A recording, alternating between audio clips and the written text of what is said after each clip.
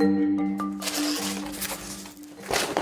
there were a poster child for what the Atlanta's Lift 2.0 initiative can do, Brandon would be a prime candidate.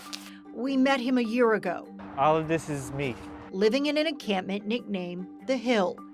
It is a wedge of land thick with trees between Buford Highway and I-85, or at least it was.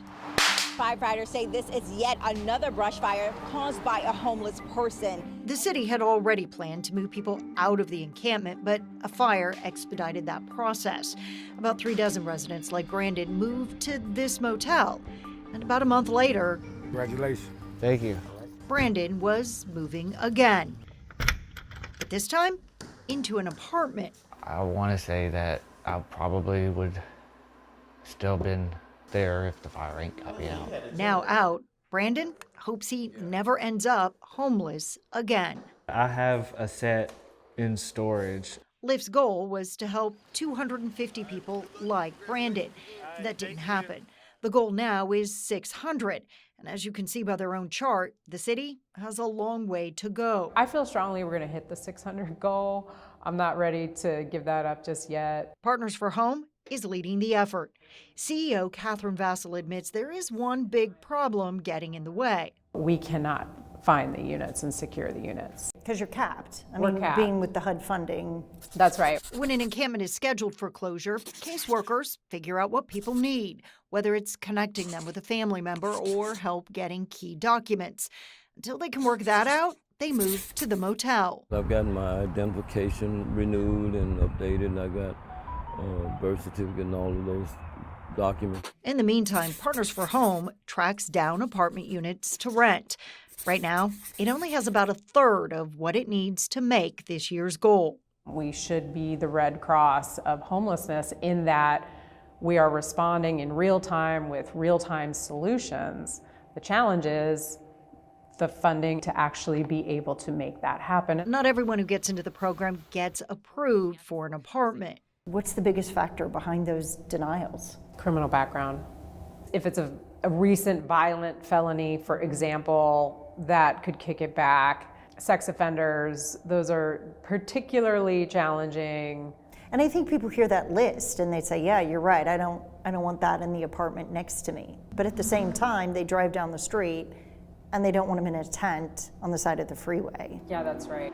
For the past year, we have followed 8 people who started out on the Hill. We have watched addiction, mental health, and fear impact their success in the program. I've seen people literally kick themselves out. But if Brandon is a poster child of success, Rudolph is its cheerleader. I probably would hand carry some people into a program like this if I knew that this was available. There's another you out there. You just hadn't discovered it. God bless. But availability is the issue right now.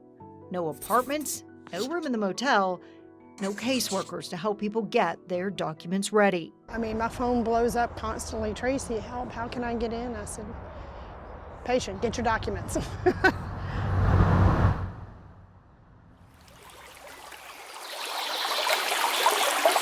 Didn't go away. It just moved. Okay. She walked us through the maze of tents. Hey, sweetie, how are you? Relocated down the street after the fire. So many people did not get housed. They had to go somewhere, so this one grew. She has worked closely for years with those living at the Hill, many still waiting for help. Some people don't want help, but I do want help. But you gotta wait. Yeah, you gotta have patience. The reality is, without the city's help, Roberto could never make a down payment on an apartment. His health problems may keep him from ever working a full-time job. I'll do what I can, clean up and help around here. Best way I can. Brandon says that is what he is doing too. He has a job, but not enough hours. The program only commits to pay the rent in full for a few months. I'll be honest, straightforward. I don't make enough money to pay this rent by myself.